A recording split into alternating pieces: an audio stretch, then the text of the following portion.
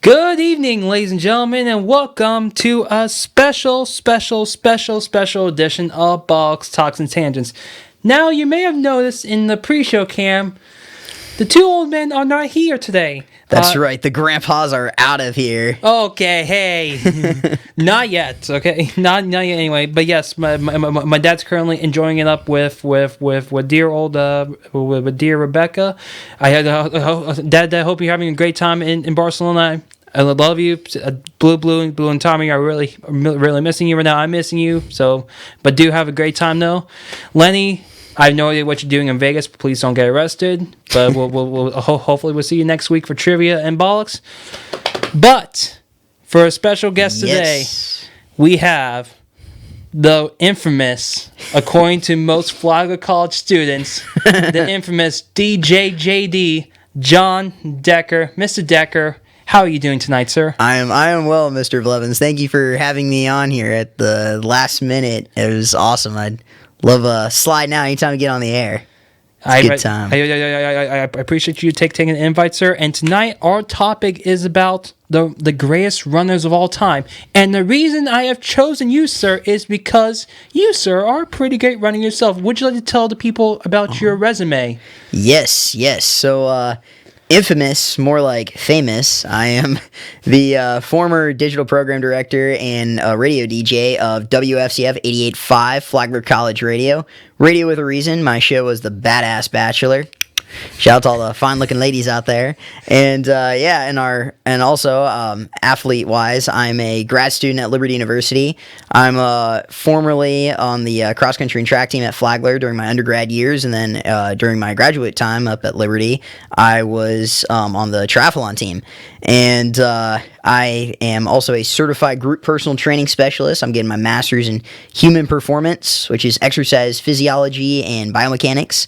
And also, I am on the First Place Sports Elite Race Team, along with the Tribe Madness Endurance Triathlon Team down here in Florida. Been part of the First Place Sports team for about 5 years now, and I've been on Tribe Madness for about 2 or 3. Okay, John, we only have an hour to do the show, but thank you very much.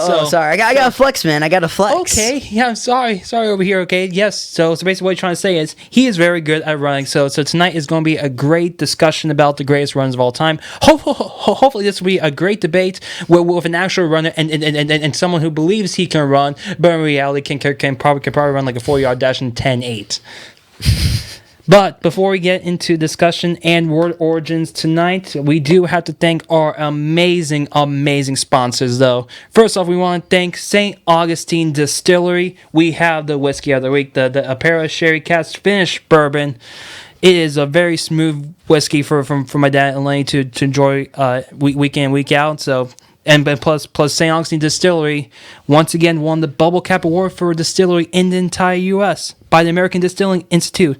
There is a phenomenal tour there. I think we got one of the original barrels from the first batch, and I didn't think it's at my mom's house, but they are a fantastic organization. Philip, thank you so much for supporting the show, and plus the sister company, Citygate Spirits. We have a great story about them by the time we visited.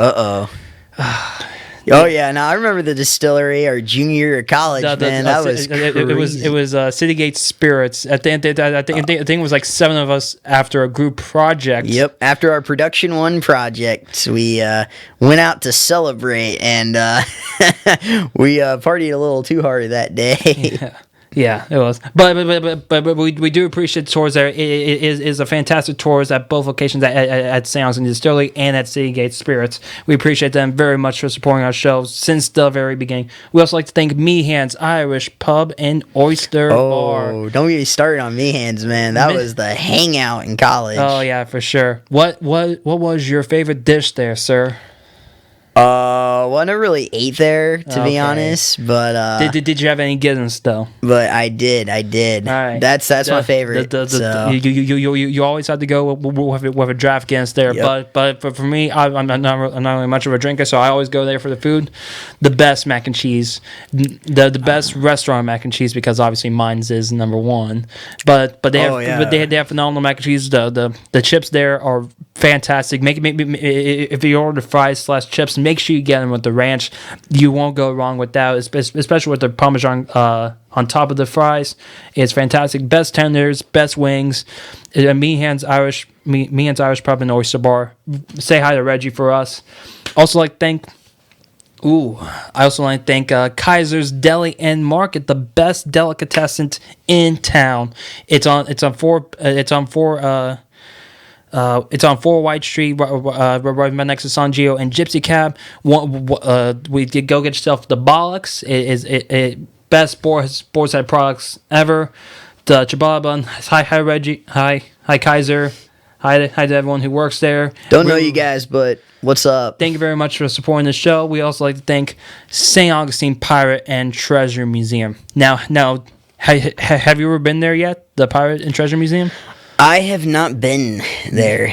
You really have to go. You really because there's only one of a few locations in the entire world to have an authentic Jolly Roger flag. Okay. So and if you happen to go, make sure you get Captain Meehan for your tours. He is a phenomenal tour guide. You can easily spend an entire afternoon at the Pirate and Treasure Museum. So please make sure you go there. Sponsor row along with Meehan's and City Gate Spirits. Also want to thank Abare, Kresge, and Associates, one of the best CPAs in town. They helped save my dad. They helped save my dad, save a lot of money, and fend off the IRS multiple times. So I really want to thank them very much. What are we admitting here, Mr. Blevins? So let's move on. And lastly, I just want to say plug out my dad's my dad's company, Coquina Realty. If you're looking for commercial or personal real estate, my dad's the best agent in town. Call him at 904-669-7901. Probably don't call him right now because he's in the international area. I don't want him to get overly charged by AT&T. But do call him back when he gets back into town. And then once again, that number is 904-669-7901. Mr. Decker. What up? This is your first time here. Yes. What is your thoughts? So you worked the radio station, but you never worked the podcast. What's your overall thoughts right now? No. I mean, I don't know. I'm excited, honestly, because this is kind of new territory for me. All right. Kind of the same setup, 3 camera and the mics and stuff, but you don't really. From radio versus podcasts, it's different, One thing is too, no FCC. That's nice. That's definitely true, but let's not test the limits of meta though. Threads. We love threads because we have an inside joke here at the 904 now that anytime we say anything controversial, because since we're live on Facebook, we always like to say, Threads is the best social media network. Okay, smart. Try and placate Zuckerberg so we can get more monetization for us. Gotcha. All right. Gotcha. So this is the point. So before we get into the discussion of the greatest runs of all time, it's time for word origin, sir. Now my phrase that I went with is run around in circles. Okay. Because I want to do something running wise for a word or a phrase. Okay. So when you hear run circles around someone, what's the one thing you think about? Just change the subject. If you feel uncomfortable about something, let's just move on or talk about something random. Mm-hmm. Yeah, so run rings around someone, run circles around someone is basically comes from it actually came from so obviously if you run rings around someone, you basically said you're better than them multiple times over. It actually came from hunting. So in hare coursing, so hares are chased by greyhounds and other sighthounds. As the dogs chase the hares circles around in an attempt to escape. These are the rings referred to in the phrase "run rings around someone." So it comes from hares, rabbits, is escaping greyhounds from being killed and hunted down. So interesting. It's a hunting term. It is indeed. I got a few buddies up in Lynchburg, Virginia, where Liberty is, who would love to know about that. Yeah. So did they run circles around everyone to does it say they're the best at hunting of all? Yep. There's a little bit of competition out there. Yeah. Actually, I take that back. A lot of competition. Hunting's basically a religion out there. Mm-hmm. All right.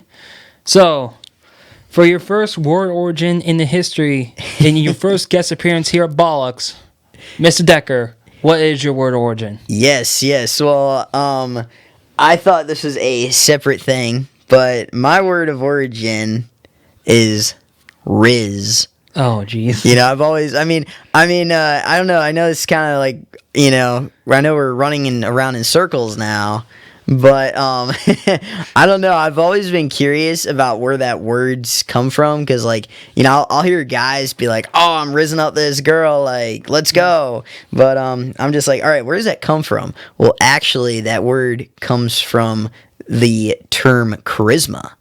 And apparently, Riz was first coined by a YouTube and Twitch sensation. I'm going to pronounce this wrong.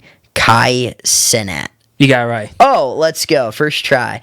Awesome. But yeah, no. So, but recently, though, Riz has been taken up big time by this, the Costco guys. You know, the guys who are like going viral right now on TikTok, doing the boom meter with the chicken bake and the double chunk chocolate cookie. I see the little chubby 10-year-old kid, doing the Riz face. He's doing the whole chin thing. I'm like, oh man, that's so cringy. Dude, the Rizzler is like so much better than the most of the people like on TikTok right now, man. Yeah, but I want to know how, like, what his, what's his body count? How many ladies is the young Rizzler actually getting? Oh wow, no, dude, come on. Right.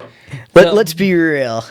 All right, but so words like that have been like shorthanded by the by people like our generation, like, because like, so as you mentioned, Riz comes from charisma, like, so it's basically just having confidence to talk to a girl. Yeah. So what you thought about like us creating us creating like shorthand versions of like different words, like, and basically making them like our own, because I know like Gen X has their own slang, millennials have their own slang, and Gen Alpha has their own slang. So what's going to be what's like your thoughts about that, like because obviously like whenever you talk to someone that's like, let's say my dad's age, and you say like, oh, you have a lot of Riz, and then just go like, huh, they're gonna be lost. Yeah, I mean, I don't know. I think it's like you said, it's just a generational thing. I mean, words and phrases come and go, and they're used in different ways. But I definitely think Riz is just something. It's a new timeless thing in our generation because coming from off of charisma, there, just that confidence. Go up to a girl, be like, "What up, ladies?" That's what we're all about, man. Ain't that right, Mr. Blevins? Yeah, that's like there. All right, so having trouble keeping a straight face with me. I do it often, Mr. Decker. I always do it often. Well, I gotta say, you're humoring me. I love how you're mentioning all these, whiskey and bar sponsorships, all while wearing a Liberty University T-shirt. Says the guy who's actually attending Liberty University over here. Okay, you're the one that's going to say that now. Hey, I'm supporting the athletic program. I don't support majority of the things that's going on at Liberty University. But hey, but at least I'll support. I'm basically like the Switzerland to you guys, the sports program. Like, I may not like the programs, like I may not like the philosophy of Liberty University, but hey, you guys, I went on you guys' campus. It was a phenomenal facility. It's a fantastic campus. If you can think it, Liberty has it. It really is very nice. And plus it was great weather as well to go there. Beautiful weather. Year. Oh yeah, the fall, the leaves changing. It's awesome. Something we don't get here in Florida. All we get is a prolonged summer and rain, and then just a short period of where it's just cold. Yeah. All right. So then now it's time to get into the main discussions. The greatest runners of all time. Yes, I'm excited. So we talked about like what I have compared to what you have. You went more with more like the current folks right now. Well, no, I got a couple guys from the past here. I got a couple guys from the past. I mean, I know you mentioned. I'm already gonna steal yours. I know you already mentioned Jesse Owens and stuff. I mean, he's I mean, without a doubt, I mean, he's probably one of the greatest track and field sprinters of all time. I mean, considering 1942 Summer Olympics there, not hosted by Nazi Germany. I think it was 1936. Or 1936. Because I believe the 40 and 44 Olympics were canceled. Oh, yep, that's right, because of World War II. My bad. Because of the main guy that was there hosting it. Yeah, he was a little awkward. He was. We cannot say the name. That's definitely something we cannot thread ourselves out of. Yep. But no, I mean, that was really cool. I mean, nobody expected him to win. And I mean, kind of going off of that, I mean, that really did kind of play a big thing for like that next generation. But I mean, I'll say this in terms of running isn't just running. I mean, there's different levels to it. There's sprinting, there's distance running, and then, all the way from the 100-meter all the way up to an ultra marathon. There's so many great accomplishments, and so many great people have done fantastic things around all those distances. But I mean, really, I think 1970s was when you had the running boom. I mean, especially with like Steve Prefontaine, University of Oregon. I mean, he competed in every distance from 2K to 10K. He was in the 1972 Summer Olympics, and then unfortunately, though, he was hit by a car while he was out for a training run. So in 1975, but we still honor him and his legacy. There's a huge track event called the Prefontaine Classic that they do, and a lot of the pros honor him by competing in that event. And it's actually at Hayward Field in the University of Oregon. And a lot of talented runners have come out of there, even today. Cole Hawker, I mean, he ran at the University of Oregon, and he most recently is the 1,500-meter gold medalist from Paris 2024 Olympics. And he actually was really cool. He had the greatest upset. And he, because nobody expected him to win, and just at the bell lap, man, he just hauled and he killed it, man. Because really they were expecting these two guys. One guy from Norway, his name is Jakob Ingebrigtsen, and he was like, one of the best mid-distance runners. And then Josh Kerr too. He trains here in the States with Brooks Beast in Seattle, Washington, but he competes for Britain because that's where he's from. And that they have a rivalry. They go back and forth between each other. But Cole Hawker, like, he had an amazing kick on the last, 200 of the bell lap there, and he outkicked them and got the gold medal. All right. So that was really cool. Okay. So I mean, seeing that. All right. So we definitely started off strong there, but the first person I have here. Oh, you have like files. Okay. Oh yeah, my dad actually prints out people and things he actually wants to talk about and then guess what? I guess I inherited that from him. So before I start, Wikipedia, very reliable source.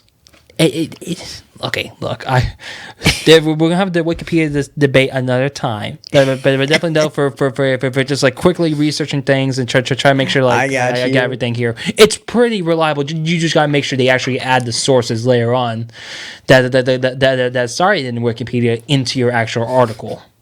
I just gotta give you a hard time. Okay, Dr. Halcombe. All right. So my first person on the list, and before I mention him, I gotta ask you, what is your personal best record at the mile? At the mile, my personal best in the mile is 4:40. Okay, so what do you think are your limitations? Like why do you think you cannot reach like under sub 4 minutes? Like sub 4:40? I mean, really, because I just haven't trained for it. And I mean, I'm more of a distance guy myself. I specialize more in like the 10K half marathon distance. So I mean, in terms of speed, that's not really my forte. All right, so it's a little trivia question here. Hopefully you didn't be. Like, let me take two. Hopefully you haven't been looking over here, because do you want to know? Do you know who's the first person to ever go sub 4 minutes in the mile officially? Oh man, isn't that Bill Rogers? It's a British guy. No, it's a British guy. Okay. Oh man, got me thinking now. It's a Brit. Something they actually beat us on. Who was it? It was Sir Roger Bannister. Sir Roger Bannister. Okay. It took place on May 6, 1954. Interesting. So it took place at the University of Oxford.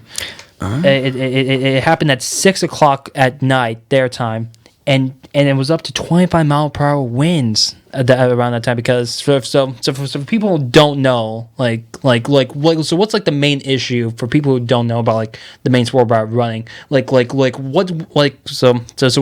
the main issues if there's like high winds like during like a track meet? Headwinds. Yeah. They'll slow you down, definitely, because you have that resistance hitting you. I mean, if you want to go talk about road and cross-country racing, then you got to deal with hills and stuff, too. Mm-hmm. It's always a challenge. Oh, and the heat. Indeed. There definitely is a lot of challenges there. So Yep. So all different variables, man. So Bannister actually started his career in 1945 after his mentor Sidney Wooderson came close to breaking the record. He actually set a British record for the mile at 4 minutes 4 seconds .2 on September 9th, 1945. So he won the gold. I believe he came in fourth in the 1500 meters in Helsinki in 1952. But then his main focus went to the mile record in 1954. So on May 6, 1954, it was a race at University of Oxford at the Iffley Road Track in Oxford. It was watched around by 3,000 spectators. Now the funniest thing about it was, like, so when people get to like the Olympic event now, you have like a team bus, you're like fully prepared to go. Yep. Team USA, they do a full rollout, man. Yeah, they do indeed. Bannister got to the track through the tube, actually by himself. He actually started his day in a hospital in London. Then so he can actually sharpen his spikes on the track. And it not only was it windy, it was also super rainy as well. But the race started at 6 o'clock. It was he had his pace setters there at the race. It was Brasher. I think it was Chris Brasher. He was wearing number 44. Bannister was wearing number 41. Those are bib numbers. Yeah. For your Both track numbers. Yes, yeah, bib track numbers. For people who don't know. My apologies. Yeah. So Brasher led the first lap at 58 seconds and the half mile in 1 minute 58. With Bannister behind, I believe Chataway, Christopher Chataway. He was in third place behind Bannister. I think Chataway moved up to the front after the second lap with a pace of with a 3:01 split at the final lap bell, and then lap. Yeah. Okay. My apologies. The non-runner in me. I should have known. I should have actually looked at that. So hey, but that's why you're here, man. Thank you for helping. Thank you for helping me out. Correcting me of all that. Thank you. Well, no. We correct each other. Ain't that right? Yeah, so Bannister continued. So Callaway continued to lead around the front turn until Bannister began his finishing kick with about 275 yards to go, running the last lap under 59 seconds. His final time was 3 minutes 59.4 seconds. And can you believe that? A lot of bell laps in today's standards a lot of them are probably like in the low to mid 50s. Mm. Shows you the change in technology with shoes and training. Mm-hmm. It's incredible. Yeah, it is incredible. So Bannister, he wrote about the details about like his progress about how he reached like the sub-minute mile. So he was the first officially guy to do it at 3 minutes 59 seconds and 0.4 seconds. Do you want to guess how long that record stood for? I remember that record stood for a long time. I don't know how many years, but I do know that there's only I think there's 23 high school kids who have only run sub 4 mile, including actually a guy from here. Mm-hmm. He ran at Nice High School. He graduated about 3-4 years ago, and he goes to Oregon now. His name's Reinhardt Harrison. Mm-hmm. So really, really fast guy, and he's just one of a handful of people who can do that now since 1964. But yeah. Yeah. So Bannister's record lasted 46 days. It was broken on June 21st, 1954 by John Landy in Turku, Finland, with a time of 3 minutes 57.9 seconds, which the IAF ratified to 3 minutes 58 seconds. Now, do you want to guess the current time, the current record that still stands right now? It was set by Hicham L. Guerrero. We talking about American record or world record? Because World record. Your American record is held out by your boy Jared Nagus. All right. Really good runner too. I think his time is like, So well, nowadays you got guys running like 3:30s in the mile. So I mean, I think his time was like 3:38. Jared Nagus. But so right now the official outdoor record is 3 minutes 43 seconds and 13 seconds. 3:43. It was last set on July 7th, 1999. Wow. Yeah. So. Now, the fastest time indoors is 3 minutes 51 3 minutes 47 seconds in 2019 in Boston. Correct me if I'm wrong. Sorry, 3:43.5 is your Nagus. Got me. I gotta Google that now, man. Yeah, that's the whole point of the show, man. So we definitely learned about a lot of things here, but the most interesting thing about Bannister is after his running career was over, he went on to become a neurologist and the master of Pembroke College in Oxford before retiring that in 1993. And when asked what his 4 mile 3:43.97, you're Nagus. Thank you. That's what it is. Yep, that's the American record for you. Thank you, John. And but when asked if his sub 4 minute mile was his most proudest accomplishment, he said no. He said he felt proud of his contribution to academic medicine through research into the responses of the nervous system.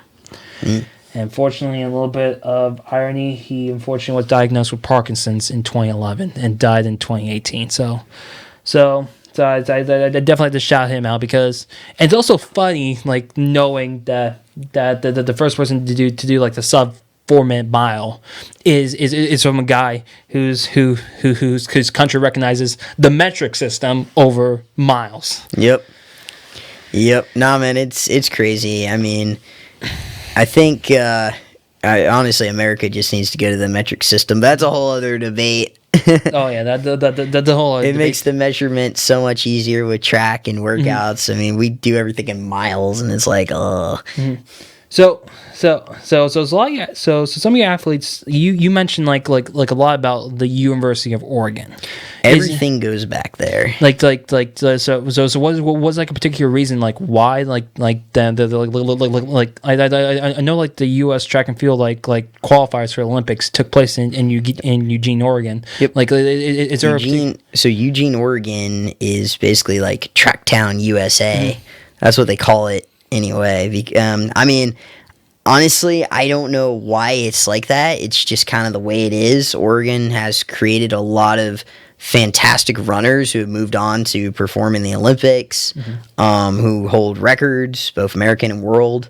And I mean, it's crazy. I mean, I feel like a lot of the people who like you'll see watching track events and stuff, like you'll Google them later and be like, oh, who's that guy? Where's he from? And it's like University of Oregon. It just seems like that. It's like, whoa, okay.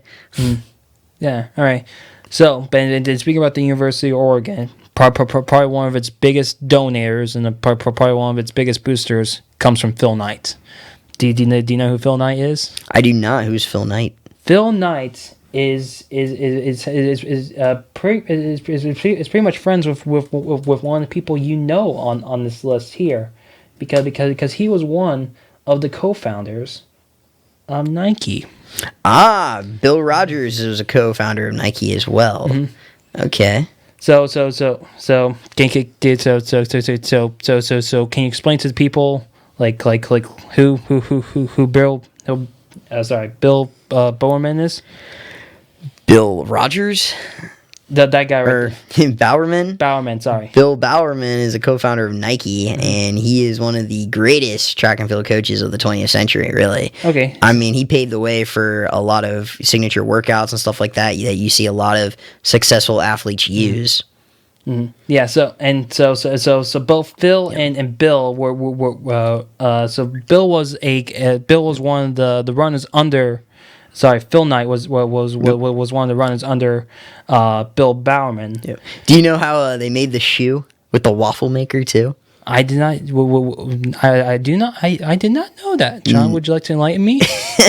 I mean, this is like the story. They say like they made the first Nike shoe with like a waffle maker in Bill Rogers' garage or Bill Bowerman's garage, and I was like, oh wow, it's kind of funny to think about that, you know. Now, I bet for like a lot of people, like when they hear like Nike, they like they obviously think about like the shoe, but most people think about like more of like the basketball type of shoe, like so you have your Air Forces, you also have the separate Air Jordan brand. So but Nike though, like they sponsor like a lot of athletes. They do. They do. A lot of big schools are sponsored by Nike too, and I mean I'm pretty sure the NFL is like the official sponsor or Nike is the official sponsor of the NFL. Yeah, no, I mean, Nike is huge. I mean, especially in the running world. I mean, they make. I mean, when I throw this out, people aren't gonna probably understand this. Majority of your listeners, but like, I mean, they have your daily trainer shoe, something you'll do like easy runs in, your workout shoes, which is like a lighter weight shoe. It might be a little more rigid, you know, and then you have your racing shoe, which is like nowadays too, even with the technology, they have a carbon plate put into it, and it basically gives you like a springiness combined with like super foam. And they say that the amount of force you put in is like 3 times out, and it kind of has this toe off to help you in terms of biomechanics and landing from your midfoot, and then giving you that toe off to propel you forward. Okay. It's pretty cool. It's called their racing shoe. Nike, anyway, in particular, has it. It's called the Nike Vaporfly or the Nike Alphafly. And they actually just dropped their 3rd generation of the Alphafly. Got a pair for my birthday last month. All They're right. cool. Nice. So do you often test out like different shoes beforehand? I do, and then know like, okay, this is the one that I want to use like competing on like on a track, or this might be the shoe that I want to compete like on the road, like so because track surface is different from like the road surface. Obviously, it is. I mean, there's even shoes that are illegal that you can't use on a track, like the Nike Vaporflies were actually banned. Like, you can't use them on a track because the track obviously is rubber, and you already have that like bounciness. But in track, you wear spikes, which are basically cleats that allow you to get like grip into the track, and then you spring off. But yeah, I mean, really, ultimately, I think for me, I just kind of trial by error. You know, I'll get a pair and I'll race in them for a season and be like, well, you know, this wasn't for me, or oh, this was the best shoe I ever had. I mean, I've tried everything from Nike to Saucony to Hoka. Recently, I'm circling back to Nike because I'm liking. Currently, I'm racing in the Nike Alphafly 2s, and then, like I said, I just got the new Alphafly 3s. So I love. I don't know. I love the. I keep going back to that shoe because I love the responsiveness of it. Some people will say it's a little too bouncy for like a 5K, 10K, but I think it's perfect for the half marathon and 10K in particular. Yeah. So, but one interesting thing that I want you to tell me about it is basically so you race with like 2 different colleges, Flagler for cross country and track and field, then Liberty for triathlon, because those two have two separate supplies. So because I believe at the time was Flagler's Under Armour with you when you were there. Then our freshman year, they were doing the trade out between Adidas and Under Armour, and then Under Armour came in and took over. And what was your thoughts with Under Armour? Well, we never got shoes from Under Armour. But I'll be honest, they suck. Under Armour shoes are terrible. You no longer go there, man. So that's fine. Whoa. Yeah. Did he go there? I just went there. I'm not sponsored by any shoe companies yet. so I can say whatever I Hey, want. this is your opportunity right here, man. This is going out on YouTube after this. Under Armour, if you want to sponsor me, let's talk after the podcast. Yeah. We'll edit that other part out. Yeah. All right. So before we continue this conversation, we do want to thank our sponsors once again. King House Realty. If you're looking for commercial or personal real estate, contact my dad 904-669-7901. Once again, 904-669-7901. Also want to thank Kaiser's Deli and Market, the best deli in St. Augustine. Yeah, I highly recommend the Bollox Special or my personal favorite, the White Street. It's and also especially get with the special ciabatta bet that they have right now. It's a 4 White Street and located over across the Bridge Alliance next to Sangio and Gypsy Cab. Also like to thank St. Augustine Pirate and Treasure Museum. If you are looking for a spot in anytime this weekend in the afternoon, I highly recommend St. Augustine Pirate and Treasure Museum. Only one of few locations to have an actual Jolly Roger flag. I highly recommend going there. And that's for Captain Meehan. St. Augustine Distillery and City Gates. Some of the best whiskeys and spirits that we ever tried. John, I highly recommend you. I actually gifted you a. You did. What was it? Cinnamon whiskey for your cinnamon whiskey from the distillery. For your graduation gift. Yep. Thank you again for that. By the way, that was a very good drink.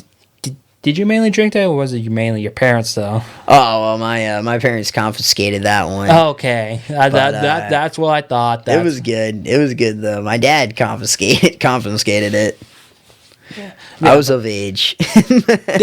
Yes, he was. I can assure you he was. But thank you so much for help. Thank you guys for sponsoring. Oh, and Meehan's Irish Pub and Oyster Bar, the best mac and cheese in town, the best fish and chips, the best shepherd's pie.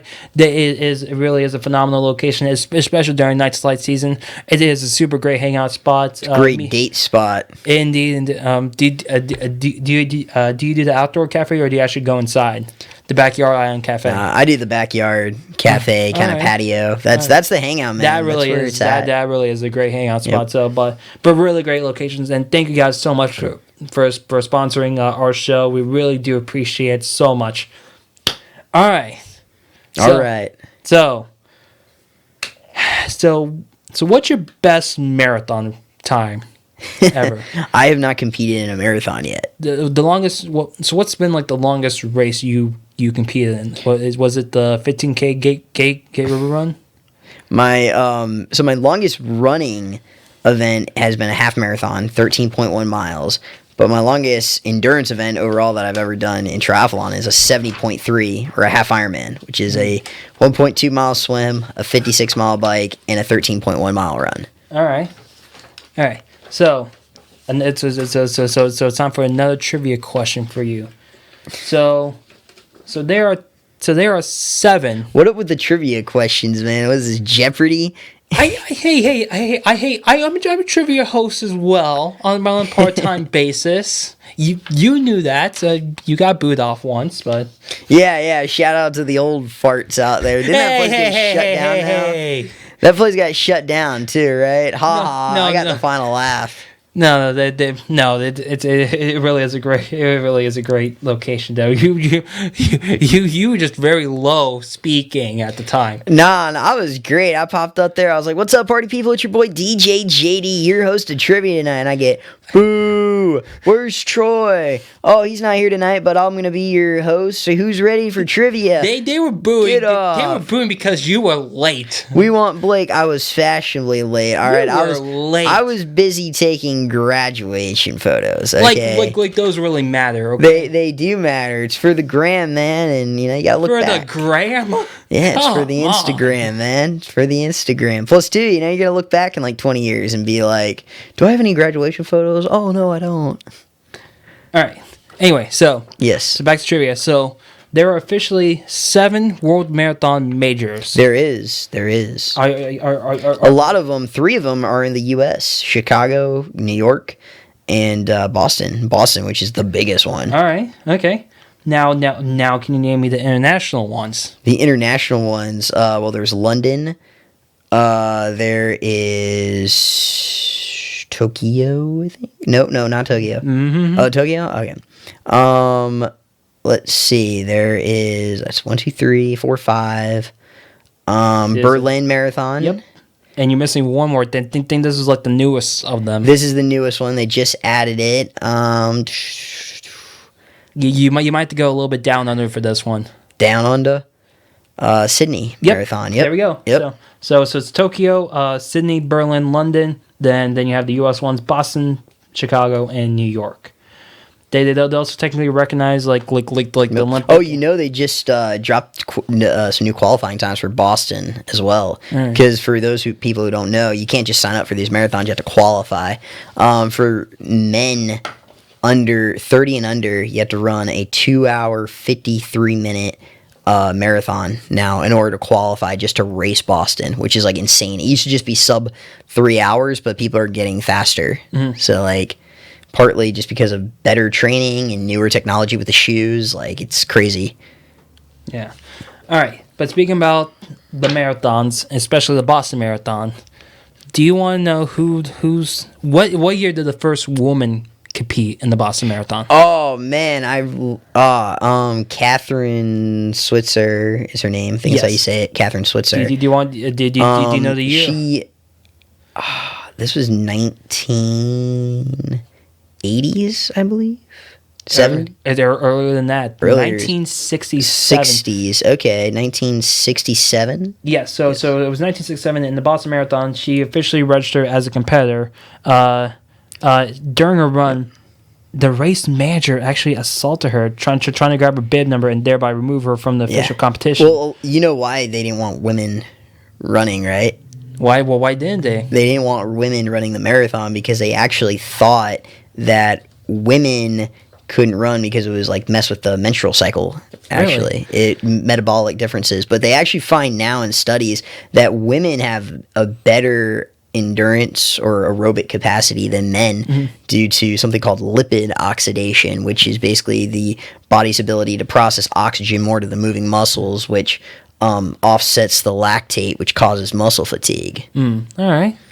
Good to know. Thank you so much, Mr. Decker. I really do appreciate that. You're welcome. Just a fun fact, but yeah. Decker's fun facts. Yep.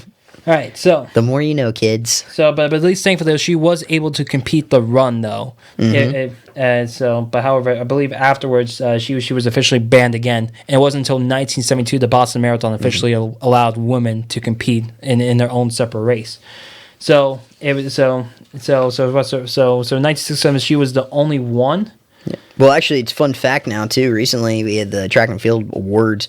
The woman athlete of the year was a woman named Safan Hassan. And just to go to show you now, I mean, how good women are in the distance world. This girl competed at the Paris Olympics, Safan Hassan, and she tripled in the 5K, 10K, and the marathon. And she won the marathon. And then in 2020, when they did the Tokyo Olympics, I mean, she did the 1500, 5K, and 10K, and she got 2 gold medals and a bronze. Incredible. Yeah. So, but Switzer was also still a fantastic runner. She won. Really good. Yep. Yeah. She won the 1974 New York City Marathon with a time of 3 hours 7 minutes 29 seconds. It was 59th overall, and her personal best is 2 hours 51 minutes 37 seconds at the Boston Marathon in 1975. What's the average pace on that? So basically, just like your average of what you run every mile. I'm terrible at math, so you're gonna have to tell me I'm looking up on Google right now, but on the anniversary of her run back on the 50th anniversary of her run in 2017, she competed again in the Boston Marathon, and while she was only one, she was the only woman to compete in the marathon in 1967.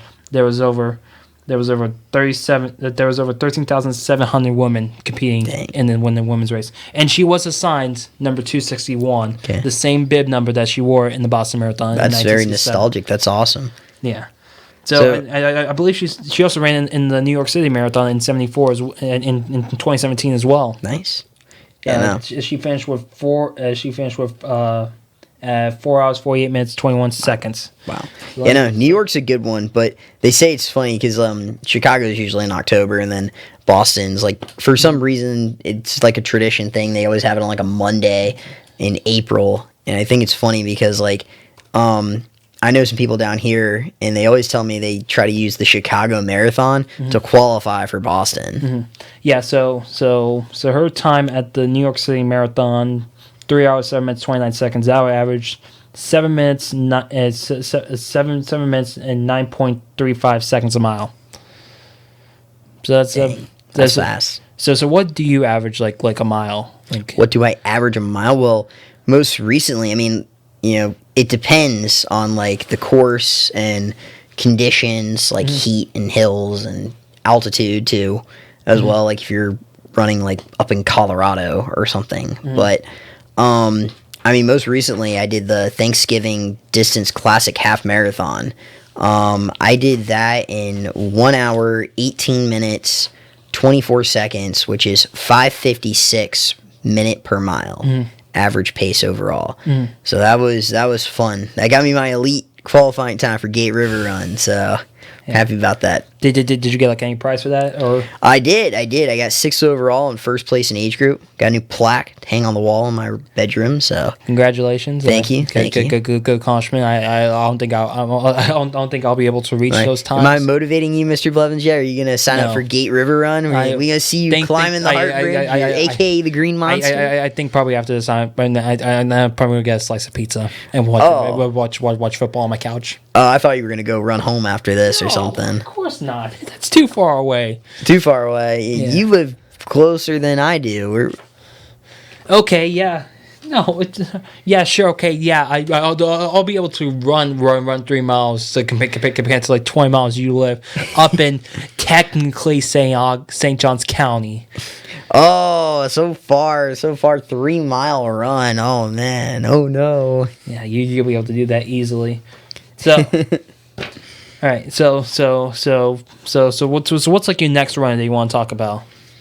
What's my next runner I want to talk about? I mean, there's a lot of them that I'd like to talk about. I mean, we could talk about BTC, the Bowerman Track Club with Grant Fisher. I mean, he's no longer on the team now. He's training with his high school coach now, but he ran at the Paris 2024 Olympics as well, and he was the bronze medalist in the 10K. Which is pretty cool because usually that podium is dominated by the Ugandans and the Kenyans and stuff because I mean they're just naturally talented at it because I mean they run when they come out of the womb. I mean they run it. I mean they're incredible. I mean they run to school and back and everything. But it's actually funny. I saw this reel on Instagram the other day of this guy actually in Kenya and he was running just on a training run and stuff and he saw like a group of Kenyans and there was actually a kid running next to him and the kid was just like fully clothed, like collared shirt, slacks, and he was running with the training team going to school. Just kind of goes to show you he's like what he's going to be doing in the next 20 years. Yeah all right, so one of the runners I really want to talk about, and it's actually a really inspirational though. So Wilma Rudolph. Yes, is Wilma Rudolph. She was born in St. Bethlehem, Tennessee. She was the 20 of 22 children, so there was a massive family for her. But one of the biggest things that she overcame was she had childhood polio. So she was born prematurely at 4.5 pounds, and as she had several childhood illnesses, including pneumonia, scarlet fever, and polio at the age of 5. Rudolph, she eventually recovered from polio, but lost her strength in her left leg and foot. She wore a leg brace until she was 12 years old. But to have polio at 5 and to wear a leg brace from like 5 to 12, like during your developmental stage, and then winning gold medal in the 100 meter and the 200 meter and the 4x100 meter relay at the 1960 Olympics. Come on, that's incredible inspiration right there. Like to have you to have basically lose power in your leg in your development stage, to then all of a sudden use that same leg to run the fastest time at the time to become the world's fastest woman at the 1960 Olympics. Wow. Incredible. Yeah. Yeah, no, it just kind of goes to show you, I mean, running is a sport that really anybody can do. I mean, it's just a matter of how consistent do you want to be at, putting in the time and working hard and stuff. Yeah, there's, I mean, even here, I mean, there's so many local talents and stuff out here, and you just don't take no for an answer. I mean, I think especially with running, you can even say that, prove them wrong. I mean, I remember when I was in high school, I mean, I was cut from our track team from running a 6:40 mile. A year later, I came back, made varsity, and I ran a 4:54 mile. So it just goes to show you, man, a little consistency and hard work goes a long way. Yeah, and plus she was also she competed at the 1956 Olympics, her first Olympics, when she was 16. Yep. When she was still in high school. You don't really see too many teenagers in running competing in the Olympics. Swimming, yes. I mean, you see people who are like, Michael Phelps, I mean, he was competing in the Olympics at age 16, and there's a bunch of other teenagers who are still doing it, but it's incredible to see it in the running community. Yeah, it definitely very rare actually nowadays. It definitely is like incredible to see like the youngsters like compete on like a big world stage. Whereas I, a 23-year-old, just watched them compete while eating Taco Bell. Just makes you feel old and crap at the same time. Well, it motivates you now to run home. No, it doesn't. I still want to eat Taco Bell afterwards. But plus also she was also still a sophomore at Tennessee State. She was still in college while she wanted 2 Olympic gold medals. Yeah, so but unfortunately she died in 1994 with brain cancer, unfortunately, but still recognized, like, I think she has like multiple spots to remember her by. I think she also had a foundation at one point as well. So just the overall it's an inspirational story from going from like having polio, losing function, like gaining it back, then winning the Olympic gold medal is just fantastic.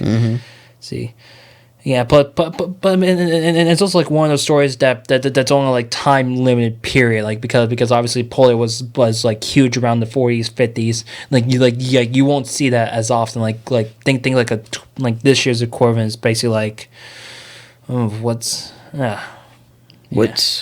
the equivalence? Yeah, to like So because like the polio, because polio was big in the, like, I mean, 1940s. I can't tell you about polio. I mean, I know we have the polio vaccine now, but I'm like, if you ask me for medical advice on polio, I'm like, oh, hang on, because I'm an expert in that. Asking you for medical advice, like, I'm basically saying like so it's basically what's like the what's like this year's equivalent of basically getting basically having polio, beating it, then winning on then like so what's like our disease? Like I know like a lot of people might say like COVID. What's our disease? Yeah, no, COVID. Yeah, the fake disease. But threats, we love that. Well, I don't know. I mean, I guess like, what are you asking? Like, what's our disease? I don't know.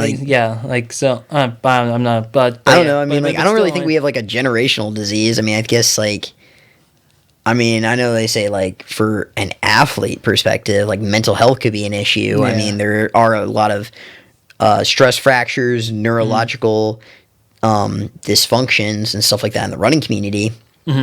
And stuff to watch out for. I mean, those are some factors to kind of consider. I think for us, I mean, I don't really think of any disease in particular. I mean, because certainly we have a vaccine for pretty much anything nowadays. So but speaking about injuries, though, I had to ask though, what's your worst injury so far? My worst injury so far? Yeah. But specifically for like running purposes, and then I know you fell off your bike multiple times, like during triathlons. Yeah. You make me sound like a pro, Mr. Blevins. Hey, you're definitely better than me, so you're definitely closer to the top than I am. Oh man, yeah, man. I think, really, I think my worst running injury I ever got was my freshman year at college. I got a tear in my LCL, my lateral collateral ligament, and fortunately, like, with like ACL tears and stuff, it's common in like football players, especially, and that require surgery. LCL is basically like on the other side of the knee, and they ran X-rays and they just found a tear, but it was minor. So fortunately, since we caught it early, I was able to correct it with physical therapy. But so I didn't need any surgery. But it's a crappy feeling because you run, and this is just physiology, but your body's a kinetic chain. Everything's connected from your head all the way down to your feet. And for me, like when I would run and I'd feel this like sharp pain in like the side of my knee, and it would just like radiate to like my hip and down to my feet, and it was just like such a weird like sensation. Like it's terrible. It's like feels like you're getting electrocuted or something. Yeah, that has to be like scary to know, like you have this like constant like tingling sensation, like here, like down to your leg. That inflammation, just it's like irritating. It's very annoying. Yeah, that always has to be your worst feeling, though. Yeah. So. Well, what's even your worst feeling is being injured, because knowing that you go to these races and stuff and you see your teammates competing, and it's like it's cool to cheer them on and and be there in spirit to support your team and stuff, but it kind of sucks because you wish, it's like, oh, I wish I could be out there and make my contribution or perform at my highest level, but I can't because I'm in crutches or something, but yeah. So I want to get your personal thoughts before I think we have like 4 minutes left on the show. There's been like a lot of so we talked about like track, marathons, a little bit of cross country, a little bit of other stuff, a little bit of Ironman, a little bit of triathlons.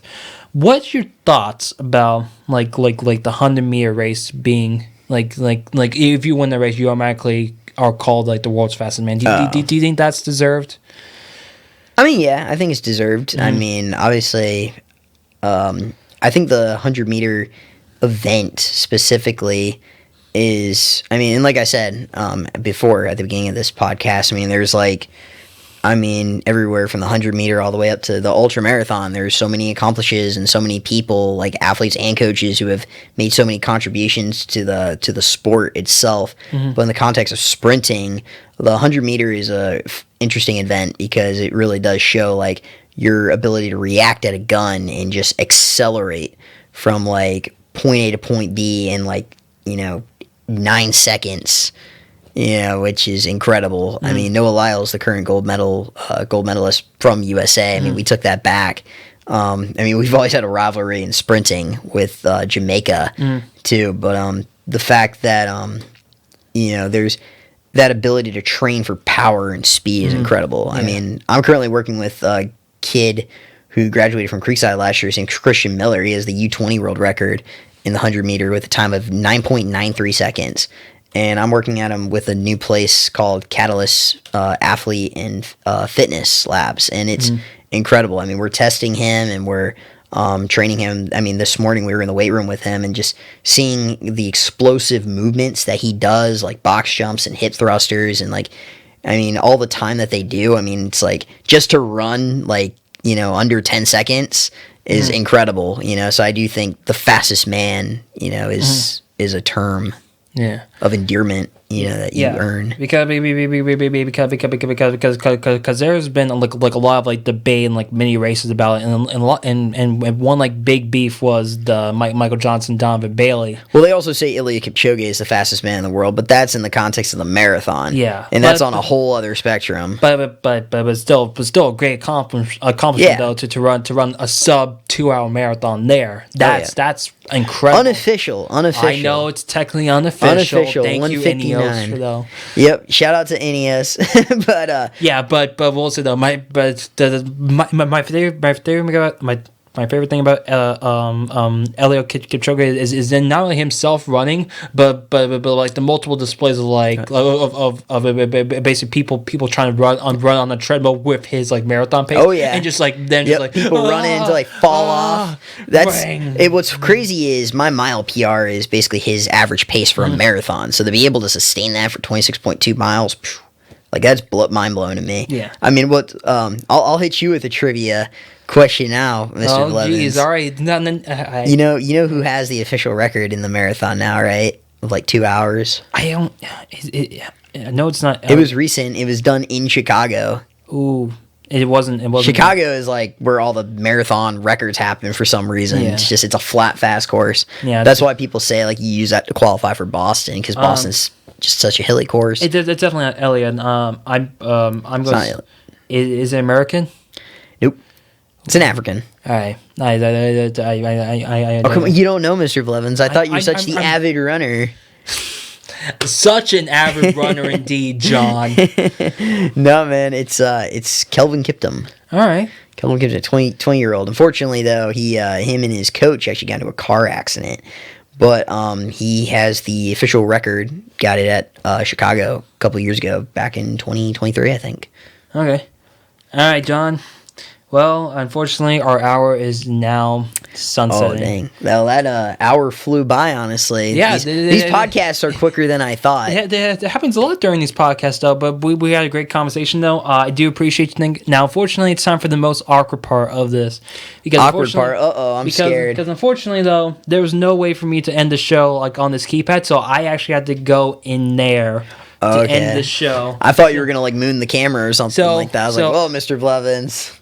So John, I will now give you this time to plug wherever you want to while I run into the booth. Okay, well, thank you for everybody tuning in, listening to us. Hopefully we can get back on and upgrade the from the old men to the younger people. Ain't that right, Mr. Blevins? I'm getting a thumbs up from him. That is indeed right. All right, thank you so much for watching, everyone. This is Bollox, Talks, and Tangents, and we'll see you next week.